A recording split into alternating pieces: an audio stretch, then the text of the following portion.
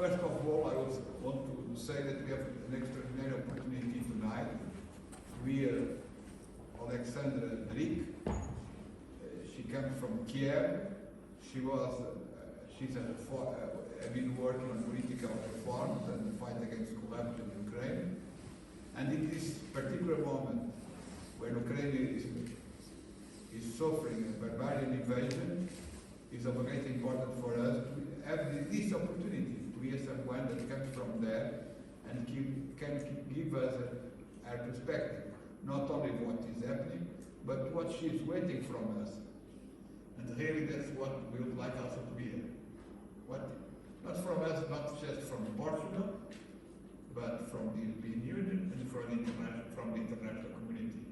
And thanking her very much for accepting this invitation, coming from so far to speak to us. I think we will not lose more time. We want this to listen to Alexandra. So please, Alexandra, the floor is yours. Thank you. Well, I'm glad to be here, and I'm glad that I have this opportunity to kind of send this message directly to you from Kiev.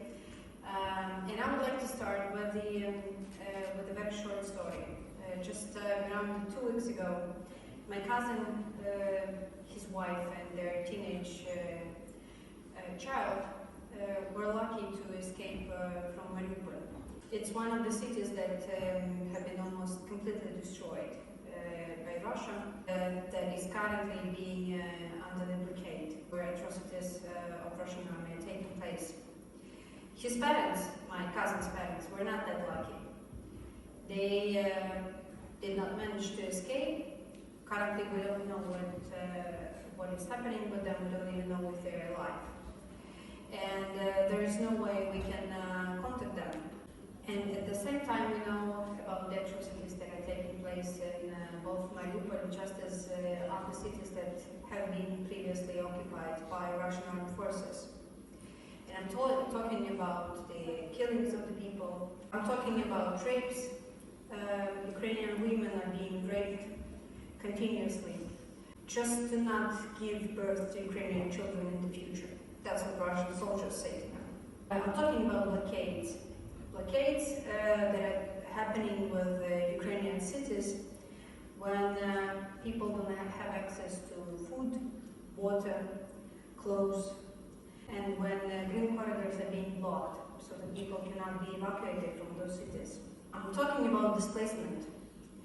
Around 500,000 people, Ukrainians, are estimated to have been displaced to Russia against their will.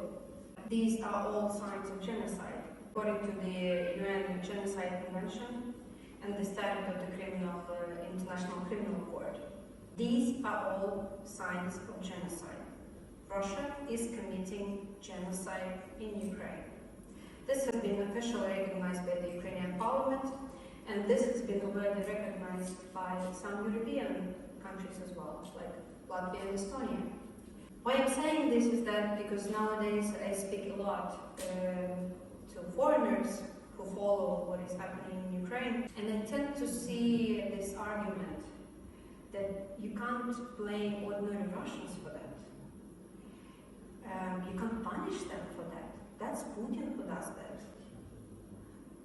Well, it's not Putin who kills and rapes Ukrainian people, is it?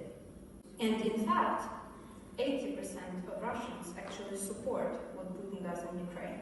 And there's a reason for that. I want to make 3 points which are very important to understand the nature of this war. First, Russia is an empire, or at least acting like one. And the first rule of the empire is that you expand or you collapse. It means that Russia needs to expand, otherwise it will collapse. And that's what they are doing. In fact, we keep saying in Ukraine that it's not really about only Ukrainians. We're protecting the Western values here. And just to give you some figures to prove that it's not only about Ukraine, according to the recent polls, 80% Russians support the invasion or potential invasion of EU countries. 75.5 billion should be Poland. Second point is that Russia divides all countries into three groups. First, countries they want to invade. Second, countries they want to control. Third, countries they want to intimidate. Ukraine belongs to the group they want to invade. What group does your country belong to? The reason why I'm asking this question is because you cannot expect any democratic values from Russia. And you just have to face the fact that Russia will never change its approach, at least with the current leadership. Third point is that the West, since the very beginning of the war, of Russian war in Ukraine, the West has been intimidated by the Third World War. This is already a Third World War that Putin is waging against the Western civilization. And it's currently the Ukrainian armed forces that are protecting and preventing Russian army to go further to the West. And just to prove that it's the war that is already ongoing, just think about the simple fact. In war, you always have sides. And look at how countries are currently deciding who are they supporting. And there's no way you can stand aside. You have to choose a side in this war. Now,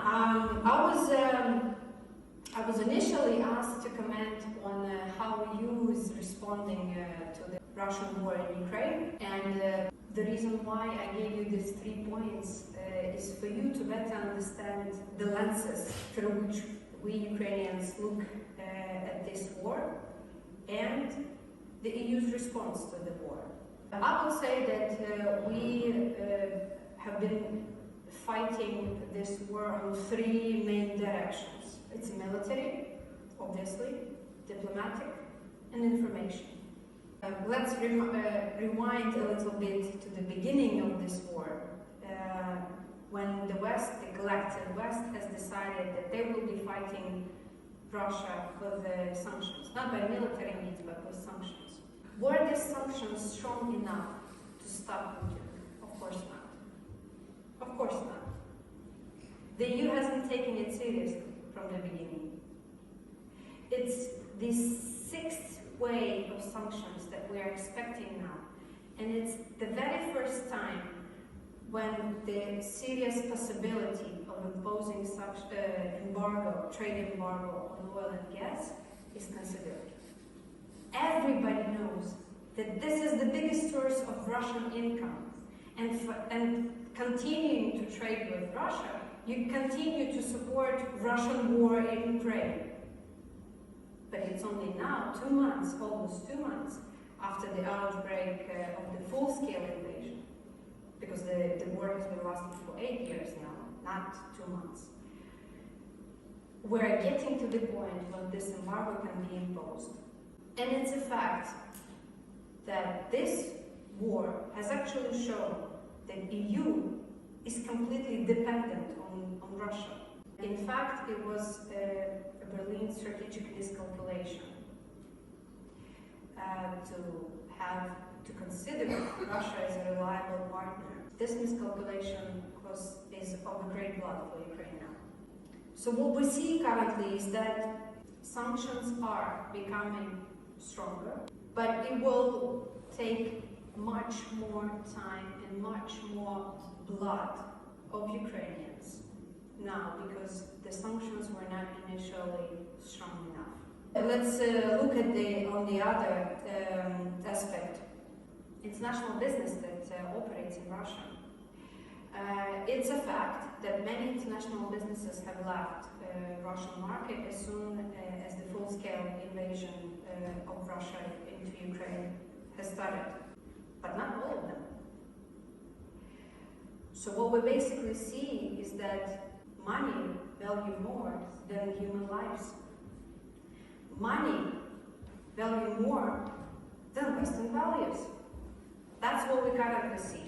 And there are still a lot of international businesses that keep operating on the Russian market. Let's take another aspect. Ukraine did expect a lot more military support from the Western countries. And it's only now when Ukraine is starting to get more weapons, not enough, but more weapons. Why did it take so long? Wasn't it obvious that we need this to prevent Putin from going further to the west? Now Poland and all the bordering countries in Ukraine and NATO in general are preparing for the war with Russia. Some troops are being relocated in Europe. Some additional troops are being brought to Europe.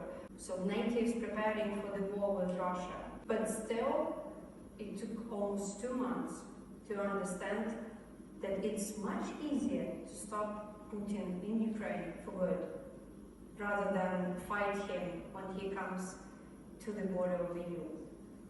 Let's take another aspect. Integration into the EU, Ukraine's integration into the EU. As you probably know, Ukraine has a very long history of proving that it deserves to be a member of the EU. Since the very revolution of dignity in 2014 in Ukraine, which was called Euromaidan, because we were protecting our right to become an EU member one day. What we currently see is that signs of readiness to have Ukraine in the EU one day. And it's true that the decisions are now being taken, but we do expect the decision in June for the Ukraine to be granted the status of the EU member. EU member. that's a good, almost my desire, my own desire. But that's probably not going to happen. Well, at least not in June. The status of candidate, of course. Because it would mean a lot. It would actually mean that the EU is ready to give the Ukraine that support that it requires. But it doesn't necessarily mean that it's enough for Ukraine at this moment, because whatever comes next is going to happen after the victory. And before that, we need to make sure that there is a Ukraine that can actually join the EU, right? So we have to win in this war first. So without making the two previous things work, the military and diplomatic, you cannot expect this to happen anytime soon. One thing that the EU was really good with is taking care of people who have fled Ukraine.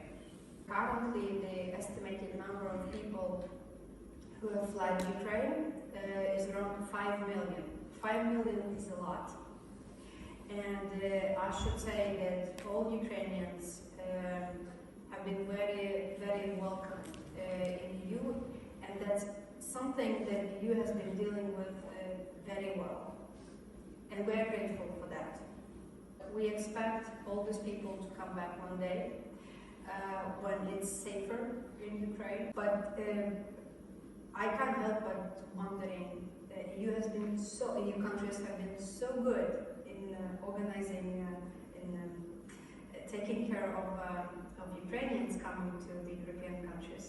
It means that EU countries can be so, and EU in general, can be so good in making things work. So why isn't it the same with other issues? Is it the lack of the political will? Is it the underestimation of the threat? Or what is it? The reason why I keep asking this question is because we remember the Second World War. Wasn't it exactly the same when everybody was sure that it was not for long? It will not involve all the countries, so let's wait, let's see, let's not be very quick in taking the action. And it resulted in a huge war, a huge devastation that Europe had been recovering for a very long time after that. And it was actually the financial help of the US at that time, the Marshall Plan, that helped European countries to rebuild after that and gave the birth and the development of the European market and European Union. But why do we need to repeat the same mistakes? It would have been so much easier if the help that Ukraine is currently requiring could be provided now to Ukraine, so that we Ukrainians could stop Russia in Ukraine for good. It would have been so much easier, because if Ukraine fails in this, the Russia will continue with other countries. One important thing that I would really like you to understand is that calls for peace don't work. The only way how we can stop Russia is to force it to stop. It will never stop itself. We can only force them to stop. It's very good that EU is finally understanding the threat that Russia is posing to the entire European continent. But it's also very important to stop it sooner, better than later. Because we will win in this war eventually. But the cost might be very high.